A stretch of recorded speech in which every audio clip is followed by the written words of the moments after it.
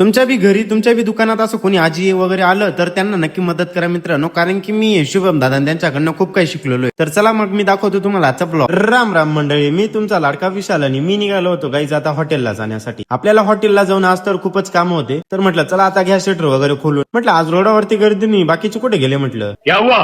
गांव में कोई नहीं है ठाकुर साहब. क्या गांव में कोई भी नहीं? जाऊ दे ना भाऊ, तुला काय एवढं टेन्शन पड राही ना म्हटलं. मला म्हण काम करू दे. मग मी शेफन त्यांच्याकडे येऊन मस्त काम वगैरे करून घेतलं मित्रांनो. शेफन त्यांना पण थोडी मदत करून दिली.